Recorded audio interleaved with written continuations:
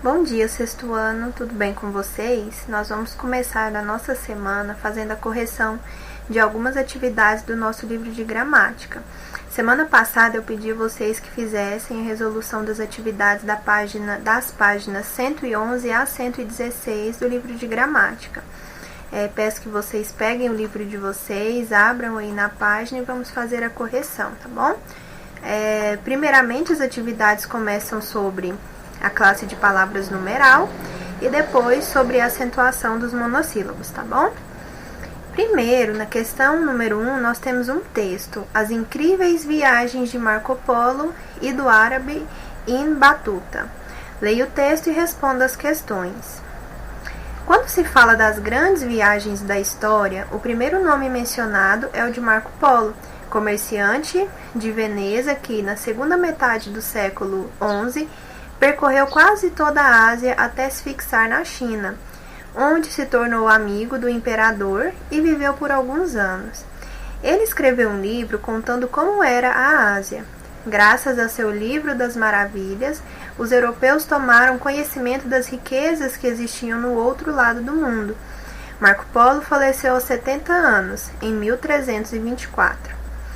Pouca gente ouviu, porém, falar do árabe Ibn Battuta, que aos 21 anos partiu de Tanger, no Marrocos, norte da África, para sua primeira grande viagem, no começo do século XIX, em 1325, um ano depois da morte de Marco Polo. Ao longo de sua vida, ele percorreu 120 mil quilômetros, uma distância 3 vezes maior que a percorrida por Marco Polo, que, no entanto, é mais conhecido que ele. Nós temos aí um texto de Fernando Menezes, tá bom? De 2008. Agora, a primeira questão aí, letra A. Segundo o autor do texto, o viajante mais famoso é Marco Polo. Quem vem depois dele? Nós vimos aí que Marco Polo ficou famoso, né, pelas suas viagens, mas nós temos aí também o Ibn Battuta, certo? E ele vem depois. B. Pela leitura do texto, há uma relação de ordem de popularidade entre Marco Polo e Ibn Battuta. Qual palavra no início do texto é responsável por indicar essa ordem? Aí nós já entramos com a classe de palavras numeral. Nós temos aqui a palavra primeiro. Primeiro é um numeral ordinal que indica a ordem. Então, quem veio primeiro aí no caso foi Marco Polo, né? Em relação à popularidade, ele é mais conhecido, certo? Então, a palavra primeiro nos indica isso. C. Qual é a classificação dessa palavra? Como já mencionei, é um numeral ordinal, indica ordem, certo? D. A palavra ele, no primeiro parágrafo, está substituindo um termo expresso anteriormente. Qual é esse termo? É Marco Polo. Ele é um pronome pessoal, e nós já vimos que o pronome pessoal ele tem a intenção de substituir termos dentro do nosso texto para evitar a repetição, certo? Então, é esse caso aí. Letra E. Quando o autor afirma que Marco Polo é mais conhecido que Ibn Battuta, está procedendo a uma comparação. Qual é esse tipo de comparação? Nós vimos, quando nós estudamos adjetivo, que nós temos o grau comparativo. E é justamente isso que cabe aqui na resposta. É o grau comparativo de superioridade do adjetivo. Marco Polo é mais conhecido que Ibn Battuta. F. No segundo parágrafo, a palavra é artigo indefinido ou numeral? Justifique. Lá no segundo parágrafo, nós temos a utilização do nós vamos identificar ali se ele é artigo indefinido ou numeral a partir da leitura, né, da interpretação ali da situação. Lá nós temos um numeral, pois expressa a relação de quantidade, tá bom? O artigo indefinido, ele tem a intenção de indefinir o substantivo. Quando nós falamos em quantidade, aí é numeral. O lá no segundo parágrafo, é utilizado com essa função aí, né, de expressar a relação de quantidade. Segunda questão. Leia o texto e coloque C, contar, M, medir, O, ordenar ou CD, codificar. nos numerais em destaque, indicando suas funções. Nós temos aqui alguns numerais que estão em destaque e nós devemos classificá-los aí segundo o que está no enunciado. Se ele é para contar, para medir, ordenar ou codificar. Vamos lá. O caminhão modelo 1519 de uma conhecida fábrica alemã estabelecida no Brasil é capaz de carregar até 15 mil quilos e está equipado com um motor de 190 cavalos, vapor de potência. É o primeiro modelo de uma série destinada ao mercado de veículos pesados. Então, vamos lá. Primeiro, 1519. Nós temos aqui um numeral que é utilizado para quê? Codificar, tá bom? O caminhão modelo 1519 é o código desse modelo, certo? Então, codificar. Nós temos aqui também o 15 mil. 15 mil é o quê? Para medir, porque medir peso ou até 15 mil quilos. Então, nós temos aí uma unidade de medida, né, de peso. E nós temos os 190 cavalos de vapor, também é M de medir, tá bom? Nós temos aqui por último, e o mais fácil de identificar, né, é o primeiro aí que vem para ordenar, tá bom? Então, devemos colocar aí o O. Então, fica 1519 CD, 15.000 M, 190 M e primeiro O. Terceira questão. Segundo o IBGE, o Brasil possui aproximadamente 206 bilhões de habitantes. A respeito desse número, responda. A. Qual é o número de algarismos utilizados para escrever esse número? Nós contamos aí, né, do último para o primeiro, né? Nós temos aqui, ó, a cada 3 pontinhos. 3 vezes 3, 9. Então, são 9 algarismos aqui, né? Vocês podem contar um por um também. Mas nós temos aí 9 algarismos. B.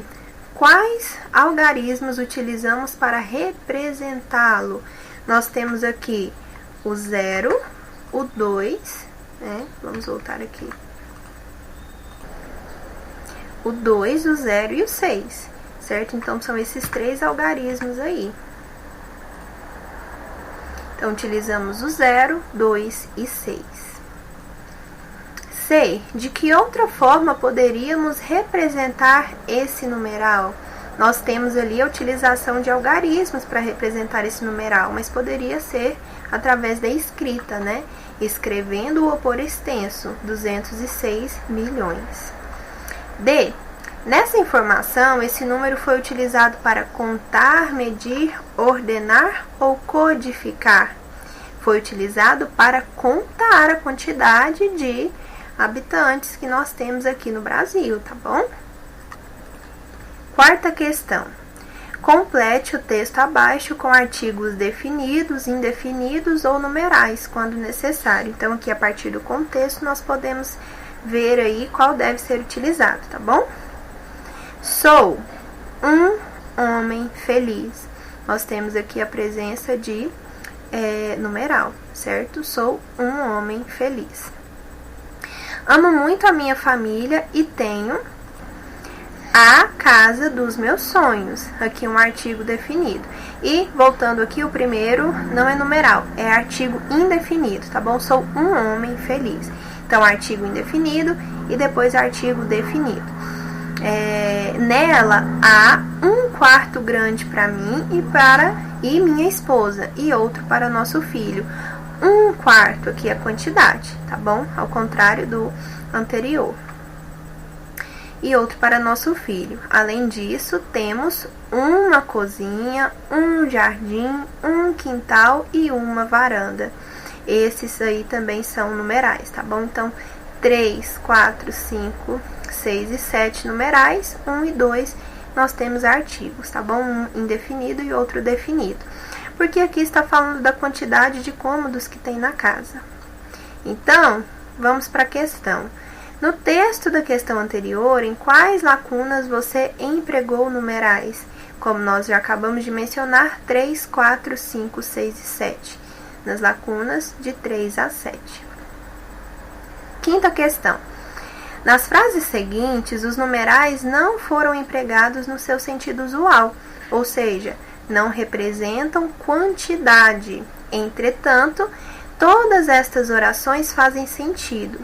Por que isso acontece? Discuta com seus colegas e com seu professor.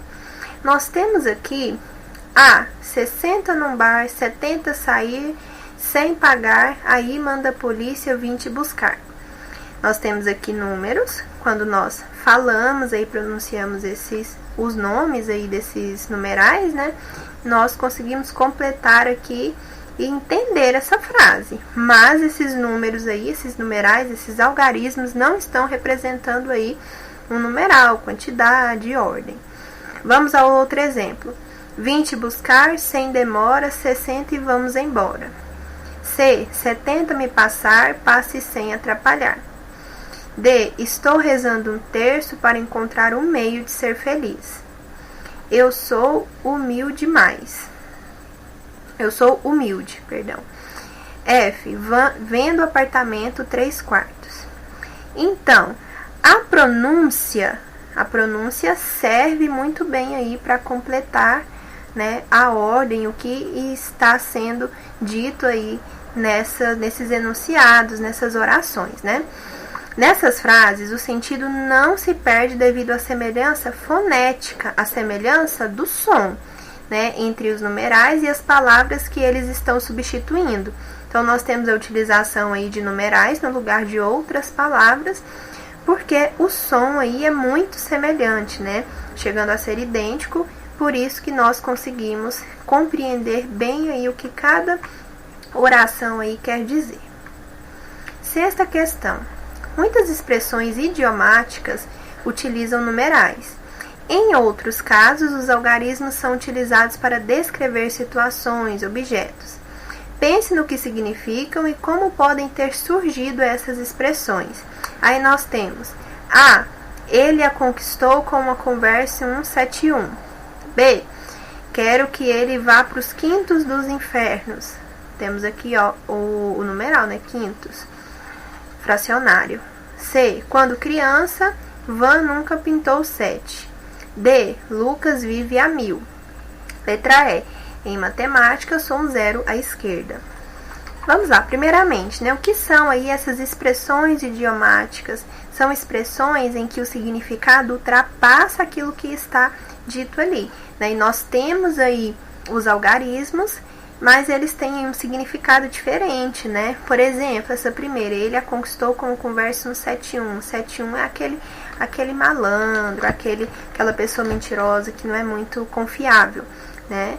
Então, quer dizer que ele a conquistou, né? Conquistou a moça com uma conversa ali mentirosa, né? Malandra. Entre os outros aí, nunca pintou 7, ou seja, nunca fez arte, nunca aprontou.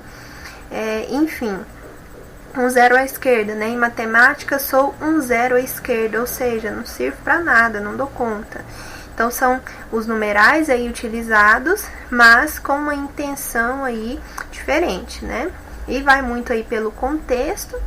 E aqui na questão pede para vocês pensarem sobre a origem, né?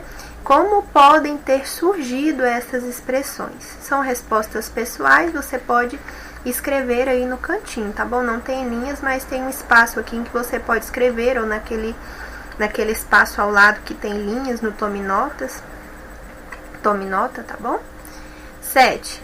O dono de uma farmácia resolveu colocar à vista do público o gráfico mostrado a seguir, que apresenta a evolução do total de vendas em reais de certo medicamento ao longo do ano. Aí aqui nós temos, né, de janeiro a dezembro, o mês aqui, e em cima as vendas. Nós vimos aqui que vai subindo em março, depois cai em abril, volta a subir em maio, junho, cai em julho, cai mais um pouquinho em agosto, sobe setembro, cai em outubro, sobe novembro e desce dezembro um pouquinho. De acordo com o gráfico, os meses em que ocorreram respectivamente a maior e a menor venda desses medicamentos foram, vamos lá, maior, junho. Junho aqui nós temos o lugar mais alto. E o menor aqui é agosto, né? Então, é junho e agosto, letra E. Junho e agosto. Agora, nós vamos responder aí algumas atividades do livro sobre a acentuação dos monossílabos tônicos. Nós já fizemos ali algumas atividades lá no livro de língua portuguesa, nós vimos a regrinha, fizemos algumas atividades, agora vamos passar aqui para as páginas de gramática, tá bom? Páginas 115 e 116.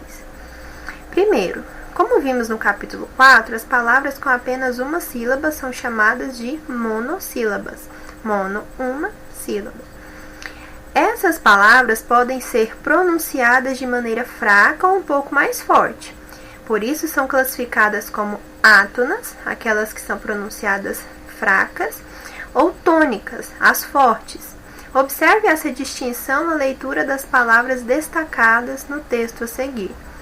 Chamamos de minério as rochas e os minerais que servem como matéria-prima na fabricação de produtos. O granito, por exemplo, é um minério.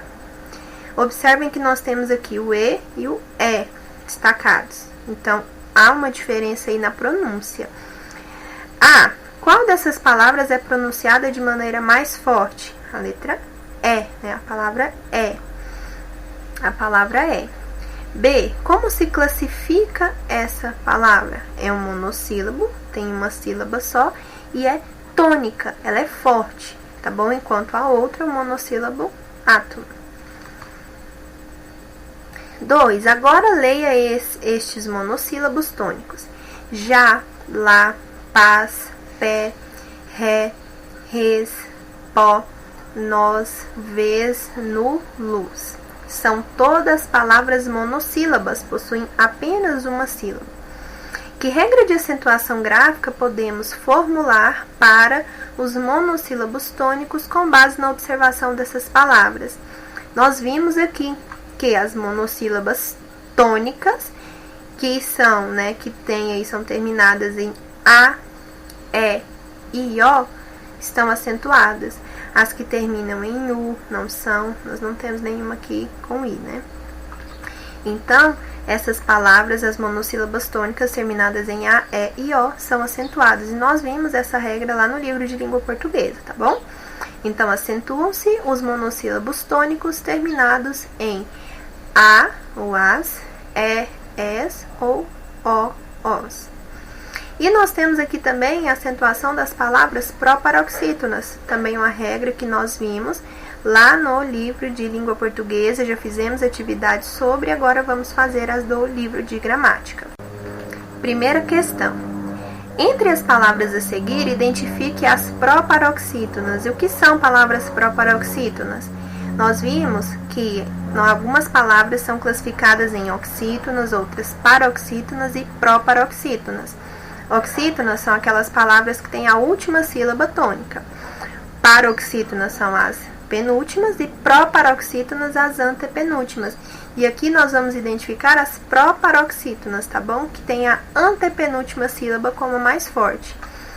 Arquipélago, nós temos aqui a antepenúltima sílaba como a mais forte. Então, a nossa palavra pode circular. Órfão, não. Amargo, é a penúltima, né? Amável, penúltima. Cleópatra, antepenúltima. Proparoxítona, podemos circular. Protótipo, antepenúltima também, pode circular. Bônus, não. Gráfico, a antepenúltima também. Luta, não é a palavra que tem só duas sílabas, né? Rapidamente, também não. Carro, também não. Hoje, também não. Agora, sábado. Sábado é uma palavra proparoxítona, então nós podemos circular. Leitão, não, a última sílaba que é mais forte. Restaurante, penúltima. Sobrancelha. Rivalidade. Observe, as proparoxítonas são arquipélago, Cleópatra, protótipo, gráfico e sábado. Agora, observe o que elas têm em comum. Nós já vimos também no livro de língua portuguesa essa regra de acentuação das proparoxítonas. Todas elas são acentuadas. Todas as antepenúltimas sílabas aqui, por serem a mais forte, a tônica, né, são palavras proparoxítonas e são acentuadas, recebem um acento gráfico, tá? Agora responda. O que há de comum entre as palavras proparoxítonas? Todas recebem acento gráfico. Cite 3 palavras proparoxítonas. Agora é com vocês, é uma resposta pessoal, tá bom? Não é para colocar nenhuma dessas. Lembrem-se aí de algumas palavras proparoxítonas e mencionem 3 aqui na resposta, tá? Agora a última questão. Entre as palavras a seguir, indique aquela que deve receber acento gráfico por ser proparoxítona. Basta aqui observar, separar as sílabas e observar qual é a mais forte. Se for a antepenúltima, ela deve ser acentuada. Janela. O né é a sílaba mais forte, é a penúltima sílaba. Se não é a antepenúltima, não é proparoxítona. Comprimido, também paroxítona. Rápido. Ra é a sílaba mais forte, é a antepenúltima. Então, é a nossa palavra, é a nossa resposta aqui, letra C. Rápido deve receber acento gráfico aqui no A, tá bom? Por ser proparoxítona. Então, secretamente e estatuto são palavras paroxítonas e não proparoxítonas. Resposta da 5, letra C. Terminamos aqui a correção das nossas atividades do livro de gramática, tá bom? Do nosso capítulo 6. Então, se vocês tiverem alguma dúvida, participem do plantão, tá bom? E até a próxima aula. Tenham uma ótima semana e bons estudos.